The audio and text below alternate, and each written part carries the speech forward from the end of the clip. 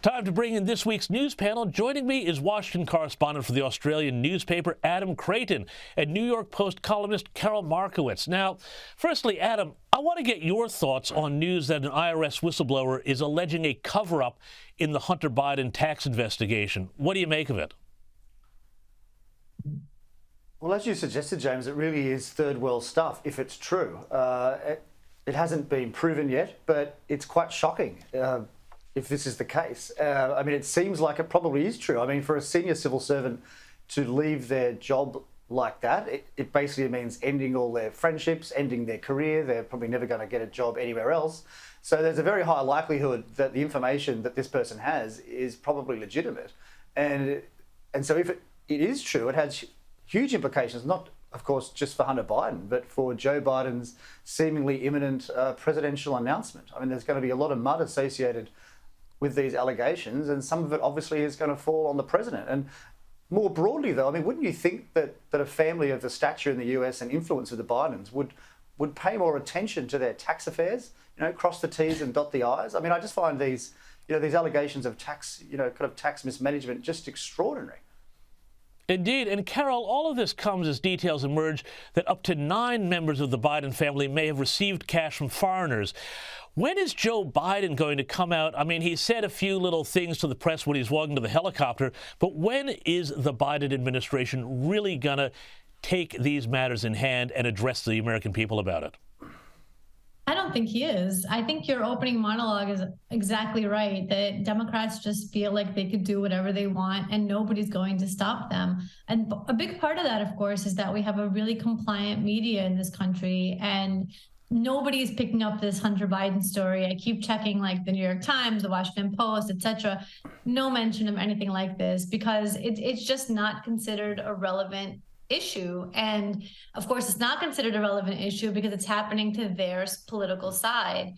I think, the one thing I would say, though, is that it would be a really good idea for one of these media outlets to finally break out of the pack and really challenge this administration. They would get a lot of views, a lot of hits, a lot of readership. They're not brave enough to do it, I don't think, but they should.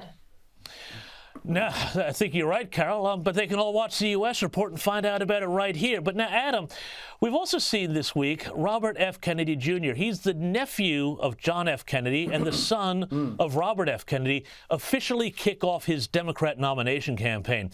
You were there at the speech. Tell us about it. And just for background, he seems to be being dismissed by a lot of the media as kind of a crazy anti-vaxxer, but he also had some pretty damning things to say about his uncle and the CIA. Is he for real? Yes. And does he have a shot against Joe Biden? Look, I think he has a very small shot. I mean, I think it's a symptom of Joe Biden's weakness as a president that he's running in the first place. I think in any normal electoral cycle, he would not have a chance. But the president, as we know, is very weak at the moment in the polls. And so there is certainly an opening there for some other Democrat. And of course, Kennedy has extraordinary name recognition, which is going to be hugely helpful. He's already polling at 14%, which I think is far more than I would have expected, given he hasn't even started yet. And his messages have not even gotten out. I mean, of course, no challenger, I think, in US history has ever dislodged an incumbent president from their party's ticket. So it's certainly a huge uphill battle there. But look, the man is extraordinarily eloquent. He's extremely intelligent and principled.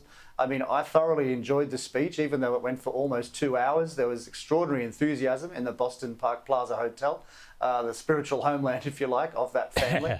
But he's an interesting character. He has some policies which appeal to the right of politics. He has some policies that appeal to the left. I mean, I think he's a unifying candidate, and certainly with a name like that, that will help. It just remains to be seen how much the media chooses to attack him for his various eccentric stances, if you like, on vaccines in the past. I mean, for me, that's a pretty, small aspect of someone's political outlook. There's a lot of other things to talk about rather than vaccines. But nevertheless, the media likes to dwell on that, to destroy him, because they prefer the status quo. So let's just see how it goes. But look, it's the first interesting thing that's happened so far in the campaign. I mean, I don't think anyone wants a Biden-Trump rematch. Well, yeah, but it does look like we're going to go there, and we'll talk about that a bit later in the program.